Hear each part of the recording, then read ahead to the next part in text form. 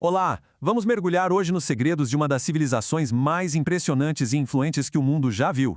Sejam muito bem-vindos, alunos e alunas do Aprova. Se preparem, porque a nossa missão aqui é responder a uma pergunta que parece simples, mas é super complexa. Como é que uma única cidade, uma cidadezinha na verdade, conseguiu construir um império gigantesco que acabou definindo a história do Ocidente por milênios? Para a gente conseguir entender essa jornada incrível, vamos passar por 4 pontos principais. Primeiro, a engenharia genial dos romanos. Depois, como funcionava a sociedade e a república. Na sequência, vamos ver a transição dramática de república para império. E, por fim, o legado que Roma deixou para a gente. Vamos nessa? Certo. Então, vamos começar pelo alicerce de tudo. Literalmente, a base física do poder romano. Porque a engenharia deles não era só sobre construir coisas, não. Era sobre dominar a paisagem, sobre impor a vontade de Roma ao mundo. E olha que interessante a mentalidade por trás disso. Enquanto outros povos viam uma montanha e pensavam, ok, vamos dar a volta, os romanos olhavam e viam um desafio. Eles iam lá e, pá, cavavam um túnel, construíam pontes, viadutos. A mensagem era bem clara. A vontade romana passava por cima de qualquer obstáculo da natureza. E as estradas são o exemplo perfeito disso. Elas foram feitas para durar para sempre. Eles não jogavam umas pedras e pronto. Não, eles construíam uma fundação super profunda com 5 camadas complexas. O resultado? Estradas tão duráveis que permitiam que as tropas e as mercadorias se movessem numa velocidade nunca vista, conectando o império todo.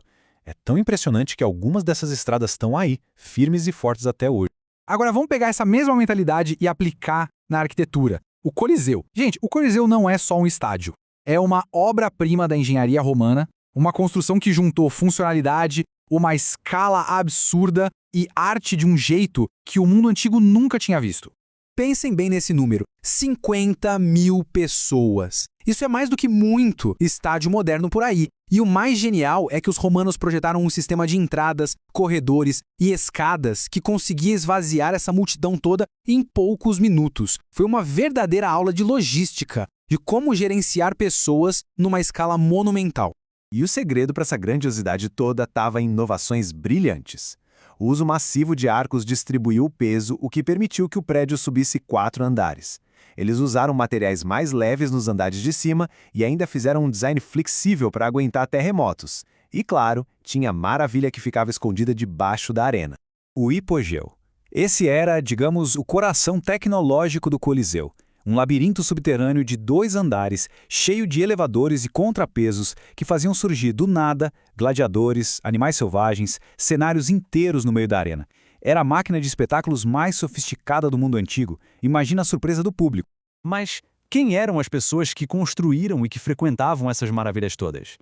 Vamos sair um pouco da engenharia e entrar na estrutura social e política que sustentava Roma, a famosa República Romana. A sociedade romana era muito, mas muito dividida. Lá no topo, os patrícios, a elite, os donos de tudo. Abaixo deles, a grande maioria da população, os plebeus. A gente tinha também os libertos, que eram ex-escravos com alguns direitos, e na base de tudo, sustentando o império nas costas, uma população enorme de escravos. Eles não eram vistos como pessoas, mas como propriedade, e eram a verdadeira força que movia a economia de Roma. Para não correr o risco de ter um rei de novo, a República Romana criou um sistema genial de freios e contrapesos. O poder executivo, por exemplo, era dividido entre 2 cônsules. Eles só tinham 1 ano de mandato e um podia vetar a decisão do outro. Mas, na prática, o poder de verdade, o poder contínuo, ficava com o Senado, que era formado pela elite e influenciava todas as decisões importantes. O momento decisivo nessa briga por mais igualdade foi a criação da Lei das 12 Tábuas. Pela primeira vez na história de Roma, as leis foram escritas e expostas para todo mundo ver. O que isso significa? Que acabou aquela história de juiz patrício interpretar a lei como queria, às escondidas, só para se beneficiar. Foi um passo fundamental para a ideia de que ninguém está acima da lei. Só que o próprio sucesso da República acabou plantando as sementes da sua própria destruição. Conforme Roma crescia, vinha mais riqueza, mas também mais tensão social, mais ambição, e o sistema simplesmente não aguentou o tranco. Essa linha do tempo mostra a espiral da morte da República que durou mais ou menos um século. Tudo começou com tentativas de reforma, como a dos irmãos Graco, que acabaram sendo assassinados pela elite. Isso abriu a porta para uma mudança crucial, as reformas de Mário no exército. De repente, os soldados não eram mais leais a Roma, e sim aos seus generais. E com exércitos particulares, caras poderosos como César, Pompeu e Crasso podiam simplesmente ignorar o Senado, o que levou a guerras civis que destruíram o sistema. Essa imagem aqui é a chave para entender a virada. A lealdade do soldado agora era de quem pagava o seu salário e prometia terras na aposentadoria. O general, o exército de César, era leal ao César, não ao Senado. Com uma arma poderosa como essa na mão, um general ambicioso podia peitar a república. E foi exatamente isso que o César fez. Depois que César foi assassinado, veio mais uma guerra civil terrível. No fim, quem saiu por cima foi o herdeiro dele, Otaviano. E ele foi muito esperto. Manteve as aparências da república, sabe? O Senado continuou lá, os cônsules, mas era tudo fachada. O poder de verdade estava todo na mão de uma pessoa só. O resultado era claro, não tinha como negar. A república estava morta. A ditadura, com o nome de império, tinha vencido. Certo? Mas por que a gente dedica tanto tempo para estudar tudo isso? Porque mesmo depois de mais de 1.500 anos da queda do Império, o legado de Roma está, bem, em todo lugar ao nosso redor. A influência romana é gigantesca e muito profunda. Ela moldou nossas ideias sobre governo e lei, ela é a base de várias línguas que falamos, inspirou nossa arquitetura e criou modelos de organização militar, comércio e vida nas cidades que duram até hoje.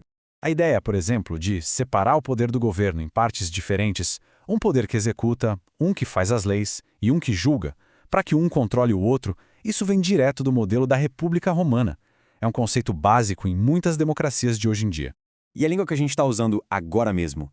O português é uma língua românica, ou seja, um descendente direto do latim que os soldados e colonos romanos falavam. Cada palavra que a gente fala é um eco de Roma. O impacto deles foi tão grande que moldou o jeito que bilhões de pessoas se comunicam hoje.